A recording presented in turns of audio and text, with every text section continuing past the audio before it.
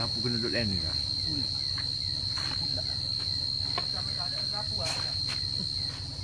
Kalau sini sudah ni ulah atas pada ibu tu Ibu pula.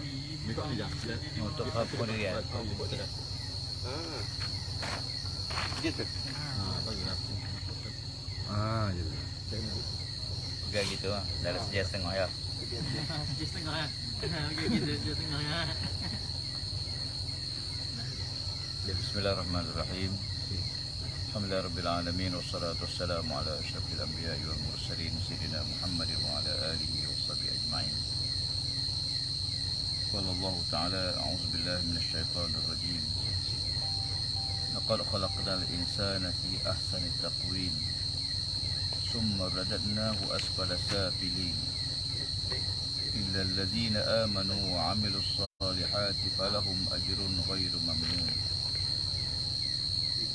Allah Ta'ala berfirman, sesungguhnya Allah Ta'ala jadikan manusia sebagai sebaik-baik makhluk.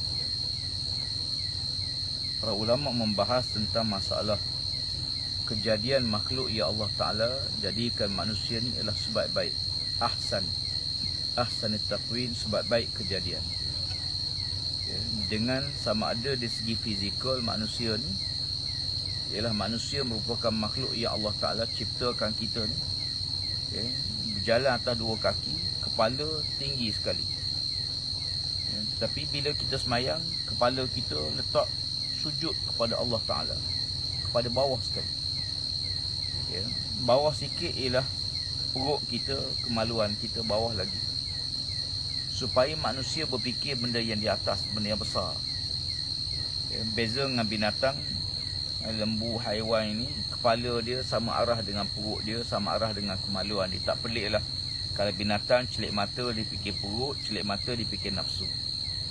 Tapi manusia ni, Allah Ta'ala jadikan fizikal kita ni, ya, di mana akal kita berada paling tinggi sekali.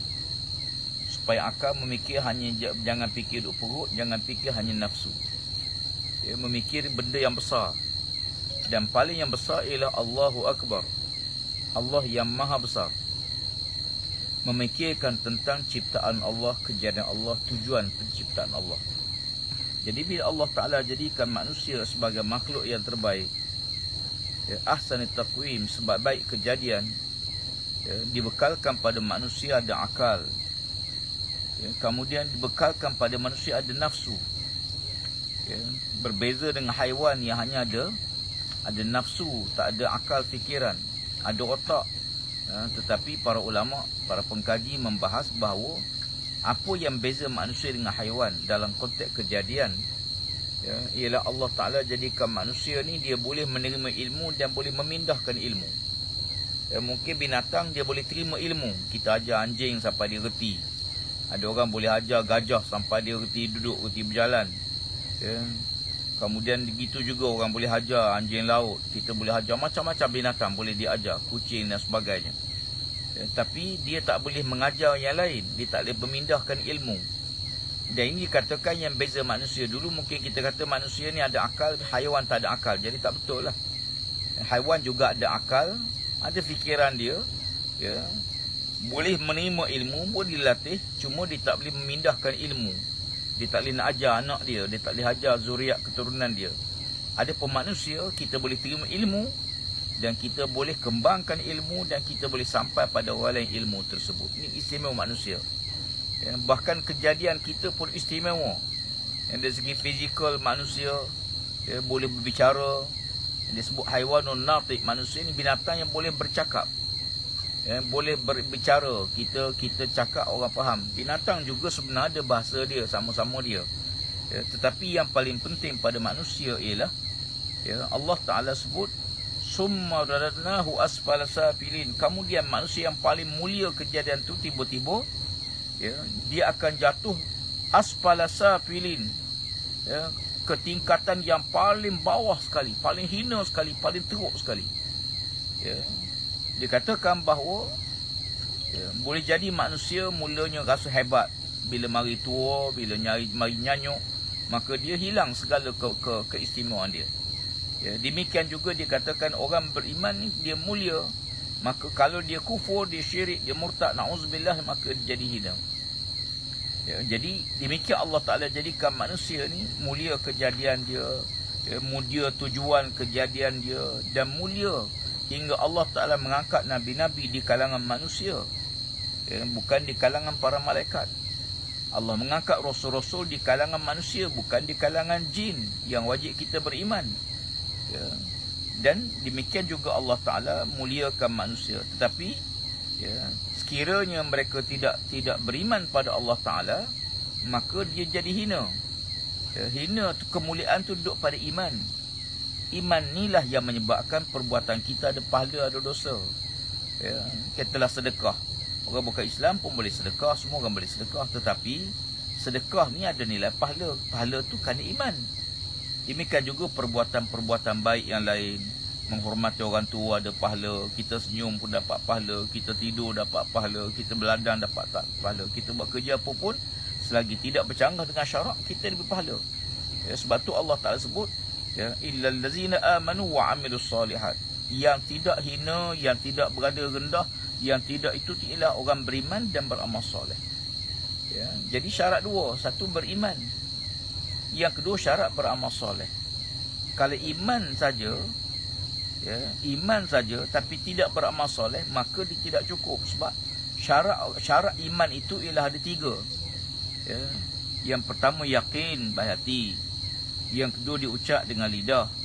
Yang tiga, diamal dengan anggota. Maka dikatakan iman tu bila ada tiga benda ni. Ya. Pertama, lidah mengucap. Ya. Ucapan-ucapan yang meyakinkan dia tentang iman. Yang kedua, ya, anggota dia beramal. Dia bukan hanya beritahu sembahyang tu wajib. Dia bukan hanya beritahu rasuah tu haram, tapi dia warasuah. Tidak. Dia bukan hanya beritahu bahawa zina tu haram, tapi dia kadang-kadang melakukan tidak demikian. Dia beriman dan beramal, membuktikan iman dengan perbuatan dia. Dan dia atas yakin. Tiga, yakin, berucap, anggota beramal. Maka tiga orang beriman dikaitkan dengan beramal soleh. Ya, bila beramal soleh, falahum ajrun ghairu mamnun. Mereka pahala yang kita putus. Ya, pahala tak putus-putus. So, iman di mana pun, ya, apa saja pun saya sebut tadi, dia tidur pun dapat pahala. Bahkan dalam hadis Nabi kata dia bersama isteri pun dapat pahala. Sahabat-sahabat kata, ya Rasulullah, tak akan kita memenuhi kehendak nafsu kita pun dapat pahala. Ya, jadi sahabat Nabi, takkanlah kita memenuhi kehendak hawa nafsu kita nak isteri kita dapat pahala. Nabi kata, tapi berzina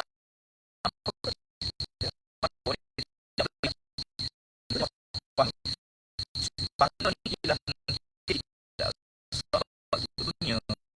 Ya, dia pahala ni dia nilai satu perkara tu di mana kita nilai segelas air tengah padang pasir berapa ribu orang sanggup bayar kalau tengah dahaga sangat tak ada air.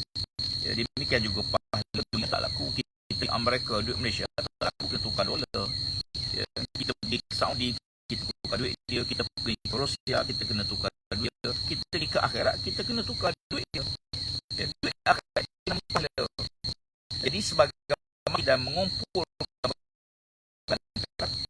kita mengumpul pahala. Jadi jangan mudah sikit-sikit pahala, sikit pahala je. Sebab pahala itu kita rasa di dunia. Ya, orang yang sedang lemas, ya, sebatang bulu tu lagi berharga daripada 10 ekar tanah. Ya, atas bulan emas, dia tengah lemas, so kita campak dia pelapung. Berapa nilai pelapung pada waktu itu? Ya, lebih berharga daripada 10 sekalipun. Sebab emas ni tak ada sekali. Ya, maka nyawa pada waktu itu berharga. Berharga tu dengan hanya kita campak sebatang bulu yang tak jaga sekarang waktu kita biasa, tapi waktu itu. Ya, sebab tu kata Nabi, selamatkan daripada neraka Allah walaupun dengan sebelah kurma, sedekah sebelah kurma sekalipun. Ya, kenapa Nabi suruh kita sentiasa senyum? Senyumlah, kerana senyum tu sedekah. Paling mudah sekali, tak payah jumpa senyum, jumpa kawan senyum, jumpa isteri senyum. Jangan jumpa petiang telefon senyum tak. Ya. Kalau senyum yang itu ada masalah. Ya. Jadi kan juga Allah saja. Ya. Jadi oleh kerana itu kadang ya, kerana Allah sayangkan Allah, kasihkan Allah. Ada bunyinya mudah, tapi nak buat tu bukan semudah itu. Tapi dia proses. Ya, kalau kita besar dalam suasana ibadat Allah Taala, kita sayang.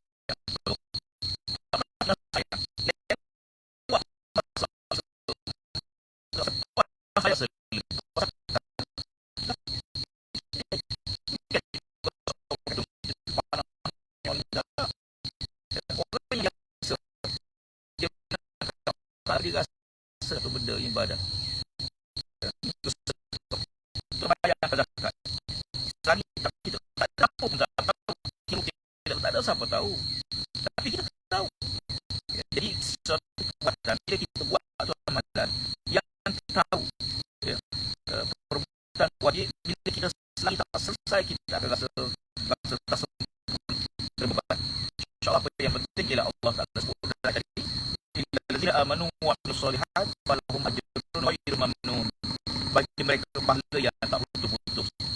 Kita duduk di sungai, ya, berapa lama sungai tu mengalir, berapa ratus tahun kita pun tak tahu. Pernah tak tengok tiba-tiba sungai berkering, tak pun tengok. Berapa tahun sungai menguap, Allah Alam. Mungkin 10 tahun, mungkin 1 tahun, mungkin 1000 tahun, Allah Alam. Ya, pernah tak tengok tiba-tiba sungai berkering alir? Saya nak beritahu, itulah orang beriman. Kalau orang beriman itu Allah sebut pahalanya tak putus-putus bagaimana sungai itu mengalir tak putus. Ya. Walaupun kita mati sekali, Nabi sunnah hari zaman Adam yang qata amalu illa min salat. Bila seorang anak Adam mati, putus hubungan dengan dunia. Putus hubungan dengan dunia, bukan putus pahala. Mereka yang terputus tadi 3, sedekah jariah, ilmu yang manfaat, orang dan anak yang soleh. Kita ni semua kita tak. Ya. Petani yang mengajar tanam macam cara nak kali pokok mesti. Contoh.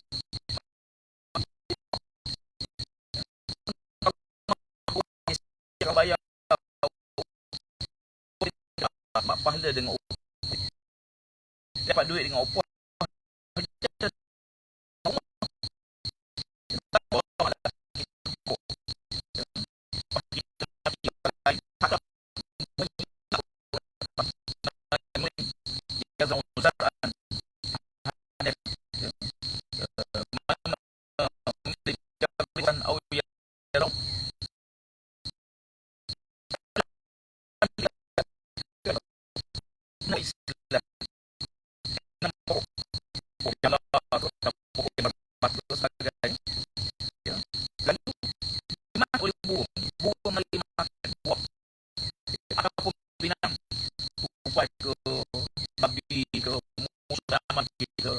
Insan manusia mengambil illa di sedekah oleh Allah SWT. Jadi kalau begitu, setiap langkah kita, setiap duduk kita, setiap jaga kita, setiap buatan kita, orang iman ialah pahalanya tidak akan putus. Sambung. Ambil contoh mudah. Kita bismillahirrahmanirrahim. Apa aja mau kita. Kemudian kita ajar ayah dia pada guru sambung. Kemudian kita pula ajar anak kita, anak ajar cucu kita ajar cicit kita. Kita tahu dah setiap kali cucu kita baca bismillah kita dah faham. Ya, jangan fikir saya tak ilmu, tak ilmu. Bukan perlu jadi ilmu yang hebat. Kita ada matematik, guru-guru yang mengajar sains, sekalipun apa ilmu yang bermanfaat kepada Allah Subhanahu Wa Taala. Jadi boleh yang memastikan kita dengan Allah Subhanahu Wa Taala. Yang dan yang saya pernah cuba dalam kita tak boleh banding orang lain. Kita yang kita boleh buat. Kadang-kadang kita ni cuba nak jadi orang lain. Kita nak jadi orang lain, kita tengok foto hebat saya kalau boleh nak jadi macam dia. Tak payahlah jadi macam kita je. Kita tak fikir nak jadi orang lain. Oh, kalau boleh saya nak jadi macam ustaz, kalau boleh saya nak jadi macam sepulan, kalau boleh saya jadi tak perlu. Tak perlu jadi orang lain. Tak perlu fikir bahawa saya nak menjadi orang lain. Aku masing-masing saya tadi Nabi Muhammad saya hadir buat Aisyah radhiyallahu anha disebut dalam kitab Salikin. Aisyah radhiyallahu anha duduk menghidangkan makanan. Hidang makanan dalam bikin seorang mungkinlah Nabi kata kepada Nabi panggil pakcik itu. Panggil lagi. Lalu Aisyah bagi semuti. Aisyah laki-laki terima kasih banyak, terima kasih semoga Allah merahmatimu, semoga Allah boleh puji Aisyah. Terima kasih sangat. Kemudian lalu pergi. Tak lama kemudian lalu seorang sahabat dia kata, ajak dia makan bersama-sama dengan para sahabat. Ajak laki-laki itu makan. Jadi ada sahabat tanya Aisyah. Dia kata, Aisyah, tadi bila orang miskin lalu, kamu tak ajak makan. Kamu bagi roti je. Tapi ini bila orang yang golongan bangsawan, di kalangan masyarakat, orang mulia kalangan masyarakat, kamu ajak makan bersama. Ya. Jadi sahabat rasa macam tak adil. Apa kata Aisyah radhiyallahu anha? Kata Aisyah, setiap manusia ada makam dia. Setiap manusia itu ada kedudukan dia. Kalau aku bagi roti kepada golongan bangsawan, dia rasa aku hina dia. Ya. Jadi oleh kerana itu, jangan kita tengok semua manusia ni sosialisme, komunis tidak sama rata. Islam bukan begitu. Ya. Muliakan manusia. Kata Nabi, Islam datang bukan nak buang raja-raja, tapi nak letakkan raja-raja di tempat yang betul. Sebab tu bila para Meswara jadi raja di Melaka sebelum Islam, bila Islam datang, dia masuk Islam, dia kekal sebagai raja di Melaka. Islam bukan datang penjajah. Islam bukan nak jajah. Islam tak akan mulia. Orang siapa yang mulia zaman jahiliah kata Rasulullah, dia maka dia mulia zaman Islam. Abu Sufyan zaman jahiliah hebat lawan Islam, tapi bila masuk Islam dia mulia. Nabi kekal dia sebagai ketua pemimpin kaum. Jadi oleh kerana itu, ya, kita melihat bahawa kemuliaan kita sendiri, kedudukan kita ni, ya, Allah atur yang terbaik untuk kita, dan kita pun tak tahu apa yang sedang Allah atur pada kita. Ya, kita ni sebenarnya sedang berada di atas perjalanan yang sedang diatur oleh Allah Subhanahu Wa Taala. Doa semoga Allah atur yang terbaik. Ya, doa semoga Allah muliakan. Ya, takut-takut nanti kita dapat kemuliaan, rupanya menanti kita depan tu ialah penghinaan, na'udzubillah. Ya, kita takut orang mulia ni, kita takut pasal apa? Takut lepas ini jadi penghinaan. Macam Allah sebutlah, ya. Allah tak sebut laqad karramna bani Adam. Allah muliakan bani Adam. Ayat tadi yang kita baca tadi, laqad khalaqnal insana fi ahsani taqwim summa radnahu asfala safilin. Kita takut sekali. Ya, sebab tu kita kena mohon pada Allah Taala supaya Allah atur yang terbaik. Ya, jangan uji perkara yang kita tak mampu hadapi. Ya, tengah-tengah seronok gembira dengan kawan-kawan, na'udzubillah, contohlah na'udzubillah, tiba-tiba ya, test COVID positif. Terus berubah tuan-tuan.